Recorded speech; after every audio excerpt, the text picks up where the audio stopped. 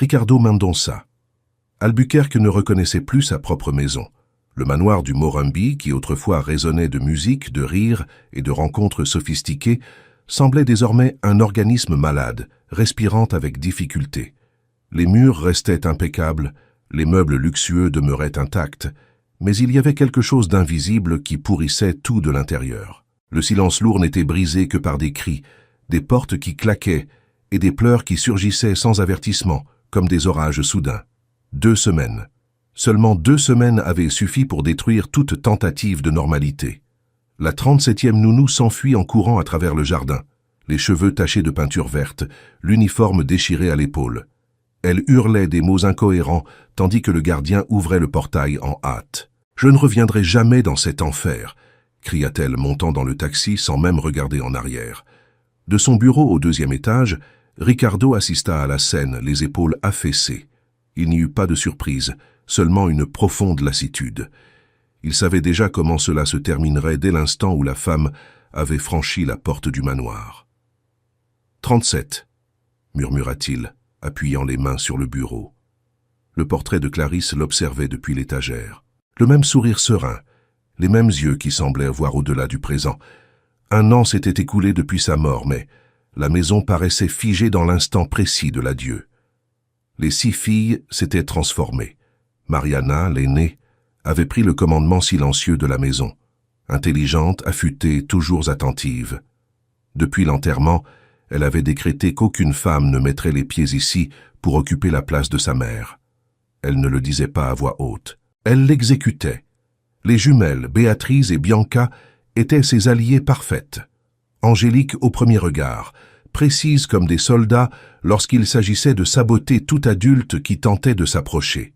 Laura s'était réfugiée dans son propre corps, s'arrachant des mèches de cheveux lors de crises silencieuses. Julia vivait au bord de la panique, surtout la nuit. Sophia avait régressé, cachant des signes de honte que personne ne semblait remarquer. Et Isabella, la cadette, s'était plongée dans un silence effrayant, comme si elle avait décidé que parler ne valait plus la peine. Ricardo avait échoué à les atteindre. Le téléphone vibra sur le bureau. « Monsieur Mendonça », dit Augusto, l'assistant, d'une voix prudente. « Aucune agence n'accepte plus le travail. Nous avons été officiellement placés sur une liste de risques. » Ricardo ferma les yeux. « Alors c'est fini », répondit-il sans émotion. « Il y a une dernière alternative », hésita Augusto. « Une employée de maison. Quelqu'un pour maintenir la maison en fonctionnement pendant que nous cherchons une autre solution. » Ricardo regarda par la fenêtre. Le jardin était couvert de jouets cassés, de vêtements éparpillés et de traces de peinture sur les pierres claires. « Engagez-la », dit-il enfin. « N'importe qui accepte d'entrer ici. » À la périphérie de São Paulo, dans le Capão Redondo, Luia Oliveira attachait ses cheveux en un chignon simple quand le portable sonna. Le réveil indiquait encore 5h30 du matin. Elle était déjà prête. « Service d'urgence », informa la voix de l'agence. « Manoir au Morumbi. Paiement doublé. » Luia hésita. C'était loin. 3 bus. Mais la mensualité de la faculté était en retard. « Passez-moi l'adresse », répondit-elle. 2 heures plus tard, le taxi s'arrêta devant le portail des Mendonça Albuquerque. De la fenêtre du salon, 6 fillettes observaient. « C'est la suivante », chuchota Mariana. Luia descendit de la voiture d'un pas ferme. Jean usé, chemisier blanc, vieux sac à dos sur le dos. Rien en elle ne semblait préparé à ce qui l'attendait. Ricardo la reçut rapidement. Il n'expliqua pas tout. Il mentionna seulement qu'il avait besoin de nettoyage, d'organisation et de discrétion. « Je ne suis pas nounou », confirma Luia avec prudence. « Seulement nettoyage. »« Oui », répondit-il, évitant les détails. Quand le fracas retentit à l'étage supérieur, suivi de rires, Luia comprit que cette maison n'était pas seulement sale, elle était blessée. Dès que Ricardo partit, les 6 fillettes apparurent dans l'escalier, alignées comme un tribunal silencieux. « Bonjour », dit Luia avec douceur. « Je suis Luia. Je suis venue nettoyer la maison. » Aucune réponse. « Je ne vais pas m'occuper de vous, » continua-t-elle, « seulement de la maison. »« 38, » dit Mariana. « Voyons combien de temps elle tiendra. » Luia se contenta d'acquiescer et se dirigea vers la cuisine. Là, elle trouva des photos. Clarisse souriante, Clarisse à l'hôpital. Clarisse serrant Isabella dans ses bras. Louia inspira profondément. « Elle te manque », murmura-t-elle. Pendant qu'elle nettoyait, elle remarqua Isabella arrêtée à la porte. Petite, mince, silencieuse. Louia ouvrit le réfrigérateur et trouva une vieille liste. Aliments préférés. Écriture délicate. Sans rien dire, elle prépara une crêpe à la banane en forme de petit ours. Elle posa l'assiette sur la table et s'éloigna. Isabella s'approcha lentement. Elle renifla. Elle mordit. Ce fut le premier repas spontané depuis des semaines. Dans la salle de bain, elle trouva le premier piège. Une araignée en plastique dans le seau. Louia prit le jouet, l'examina et marcha jusqu'aux jumelles. « Vous avez déjà eu vraiment peur ?» demanda-t-elle en leur rendant l'araignée. Les sourires vacillèrent. À la fin de la journée, la maison était plus propre, l'air un peu moins lourd. « Tu reviens demain ?» demanda Mariana, feignant l'indifférence. « Je reviens », répondit Louia. Pendant que le taxi s'éloignait, Louia sentit quelque chose d'étrange dans la poitrine. Elle reconnaissait ce chaos, cette douleur. Elle aussi avait été une enfant, essayant de survivre à l'absence. Et cette maison avait besoin de plus d'empathie que d'ordre. Louia arriva ponctuellement à 8 heures le lendemain matin. La ponctualité, simple et silencieuse, eut plus d'impact qu'aucun discours. Les filles s'attendaient à ce qu'elle ne revienne pas. Toutes les autres n'étaient pas revenues. Le gardien Paolo ouvrit le portail avec une surprise contenue. « Bonjour, je pensais que... »« J'ai dit que je reviendrais, » répondit Louia avec un léger sourire. Le salon principal ressemblait à un champ de bataille. Coussins déchirés, farine répandue sur le sol, gouache coulant sur le mur blanc. Les 6 fillettes étaient assises sur le canapé, alignées, observant chacun de ses mouvements. Mariana croisa les bras, satisfaite. Cela avait été planifié pendant la nuit. Louia posa son sac à dos par terre, enfila les gants et inspira profondément. « Je vois que nous aurons beaucoup de travail aujourd'hui », commenta-t-elle, comme si elle parlait du temps. Les jumelles se regardèrent, confuses. Aucun cri, aucune menace, aucune démission. Louia commença à nettoyer. Pendant qu'elle frottait le sol, elle se mit à fredonner une chanson ancienne, douce, à voix basse.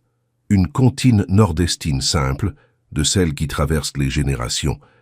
Isabella apparut dans l'escalier, inclinant la tête pour mieux écouter.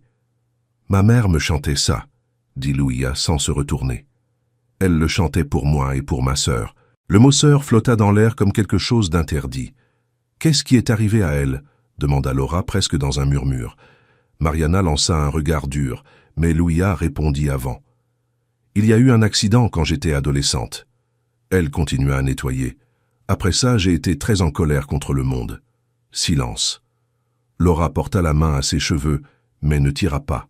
« Tu mens, » dit Béatrice. « Tu peux penser ce que tu veux, » répondit Louia calmement. « La douleur ne change pas parce que quelqu'un y croit. » La phrase resta en suspens. Au déjeuner, Louia improvisa des pâtes simples. Elle n'appela personne directement. Isabella apparut la première, puis Sofia. Elles s'assirent en silence. « C'est bon, » murmura Sofia, surprise par sa propre voix. Louia sourit seulement du coin des lèvres. Dans la chambre de Sofia, elle trouva des draps cachés. Elle ne dit rien. Elle les changea simplement. « L'autre femme m'a crié dessus », avoua Sofia honteuse. « La honte n'aide personne à s'améliorer », répondit Louia. « Elle ne fait que blesser. » Sofia observa attentivement. L'après-midi, Julia fut trouvée recroquevillée dans le couloir, respirant vite, effrayée par quelque chose d'invisible. Louia s'assit à côté, sans la toucher. « Jouons à un jeu, » dit-elle. « 5 choses que tu vois. » Julia hésita, mais obéit. Le rythme ralentit. La panique céda. « Qui t'a appris ça ?» demanda Julia ensuite. « Quelqu'un qui m'a aidé quand j'en avais besoin, » répondit Louia. Dans la chambre de Laura, des mèches de cheveux éparpillées sur le sol. Une guitare oubliée dans le coin. « Ta mère jouait ?» demanda Louia. Laura hocha la tête. « La musique fait mal, » murmura-t-elle. « Parfois, » convint Louia. Mais un jour, elle guérit aussi. Les jumelles ne renoncèrent pas. Elles préparèrent un autre piège. Un seau d'eau au-dessus de la porte. Quand il tomba, trempant complètement Louia, elles attendèrent des cris. Elles reçurent un éclat de rire. « L'ingénierie doit s'améliorer, » dit Louia, essorant son chemisier. « Ma sœur faisait mieux. » Béatrice resta paralysée. Bianca courut chercher une serviette sans s'en rendre compte. Le soir, Ricardo rentra plus tôt. Il trouva la maison propre. L'odeur de cuisine maison. Ses filles dispersées, non dans le chaos, mais dans une présence. « Tu as cuisiné ?» demanda-t-il, incrédule. « Oui, » répondit Louia. « Si ça ne vous dérange pas. » Ricardo déglutit. Ça ne le dérangeait pas. C'était tout ce qu'il désirait depuis des mois. « Tu es resté toute la journée ?»« Je suis resté. » Mariana observait depuis l'escalier, inquiète. « Tu vas partir ?» demanda-t-elle. « Je vais dormir, » répondit Louia. « Demain, je reviens. » Ricardo l'appela avant qu'elle ne parte. « Tu peux préparer les repas ? Je peux ajuster ton salaire. » Louia pensa aux filles, à Isabella qui mangeait, à Sofia qui faisait confiance. « Je peux, » dit-elle, « mais je ne suis pas cuisinière. Après des mois de surgelé, c'est un banquet. » Quand Louia partit, elle sentit les regards aux fenêtres. Pour la première fois, non hostiles, curieux. La semaine suivante, la routine s'installa. Moins de pièges, plus d'observations. Isabella commença à prononcer des mots isolés. Sofia passa des nuits sèches. Julia respirait mieux. Laura reprit une note par jour. Les jumelles échangèrent la destruction contre la création. Seule Mariana restait distante, jusqu'au jour où Louia recousit le bras de la poupée d'Isabella. « Elle s'appelle Clara », dit la petite. « Enfin ». Louia faillit pleurer. Le soir, elle fit le rituel de la bulle protectrice avec chacune. En partant, elle trouva Mariana seule dans le salon. « Je sais ce que tu fais », accusa-t-elle. « Quoi ?»« Tu conquiers mes sœurs, ensuite mon père. » Louia s'assit. « Ta mère ne sera jamais remplacée, » dit-elle avec fermeté. « Ni par moi, ni par personne. Tout le monde dit ça. Tout le monde ne le prouve pas. » Le silence fut brisé par l'arrivée de Ricardo. Il observa les deux assises ensemble, sans conflit. « Tout va bien ?» demanda-t-il.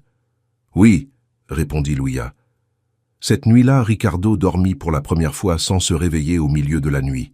Et Mariana, depuis sa chambre, pensait à quelque chose de nouveau, quelque chose d'effrayant.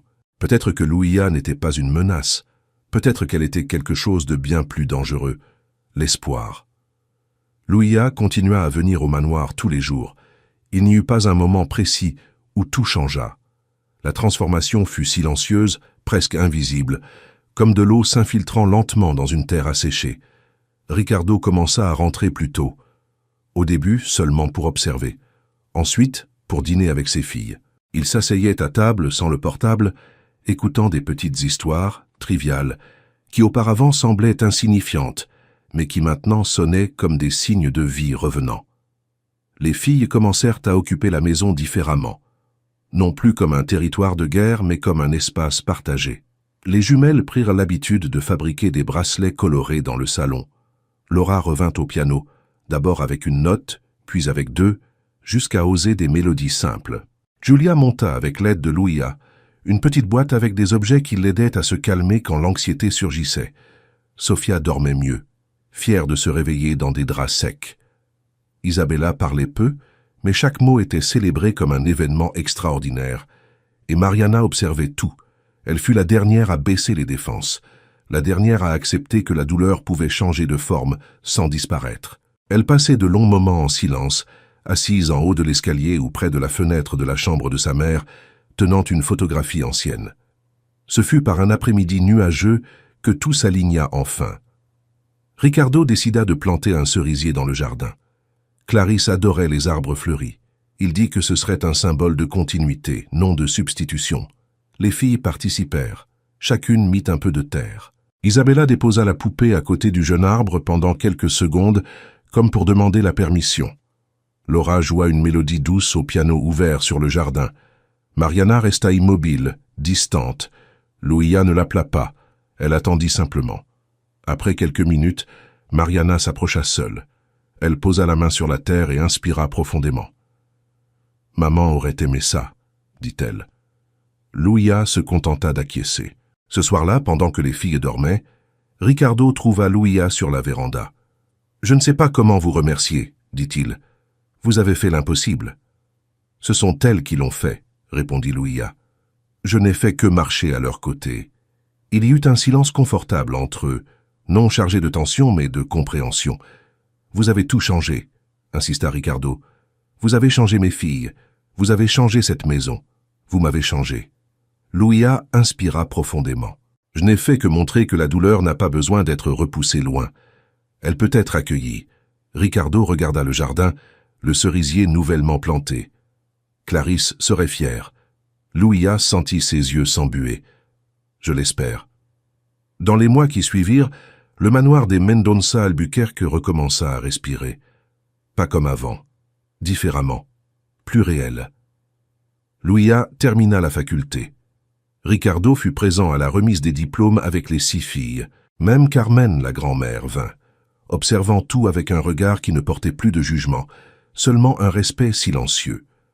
Peu après, Ricardo finança la création d'une petite clinique psychologique dans une région périphérique de la ville. Louia en prit la direction, travaillant avec des enfants en deuil, en trauma et en silence. La maison ne perdit jamais la mémoire de Clarisse. Les photographies restèrent, les histoires continuèrent d'être racontées, le cerisier fleurissait chaque année, et petit à petit une nouvelle configuration familiale s'établit. Non par substitution, mais par expansion. Le jour où Ricardo et Louia s'unirent officiellement, ce fut Mariana qui demanda à parler. « Ma mère m'a appris que aimer n'est pas effacer le passé, » dit-elle, tenant une photo de Clarisse. « C'est créer de l'espace pour que l'amour continue d'exister, même après la perte. Louia n'a jamais essayé d'occuper sa place. Elle a construit une place à elle.